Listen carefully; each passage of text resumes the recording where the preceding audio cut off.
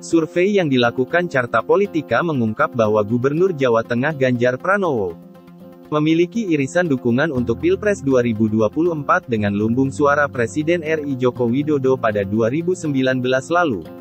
Basis lumbung suara Ganjar jelas basis lumbung suara Pak Jokowi kemarin, kata Direktur Eksekutif Carta Politika Yunarto Wijaya dalam jumpa pers, Senin tanggal 13 Juni tahun 2022. Ada 4 daerah yang sudah menjadi basis Ganjar Pranowo, ada Jawa Tengah sampai DIY, Jawa Timur, Bali sampai NTB sampai NTT, serta Maluku dan Papua, lanjutnya. Dalam data hasil survei Carta Politika, basis suara Ganjar paling besar di Jawa Tengah sampai DIY yang mencapai 69,5%.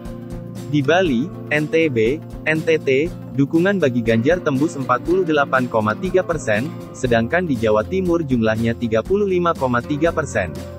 Di Papua dan Maluku, dukungan untuk politikus PDIP itu mencapai 32,5%. Sementara itu, basis pendukung Prabowo Subianto pada Pilpres 2019 terkikis oleh Gubernur DKI Jakarta Anies Baswedan. Hal ini tak mengherankan karena sebelumnya Prabowo dan Anies memang berada dalam satu lingkaran politik. Keadaan jadi kurang menguntungkan bagi Prabowo karena Anies kini berpotensi maju sebagai calon presiden 2024 sebagaimana Prabowo. Basis lumbung Pak Prabowo di 2019 sekarang diperebutkan Pak Prabowo sendiri dan Anies Baswedan, kata Yunarto. Prabowo masih unggul di Jawa Barat, Kalimantan, dan Sulawesi dengan tingkat dukungan masing-masing 33,3%, 40%, dan 37,6%.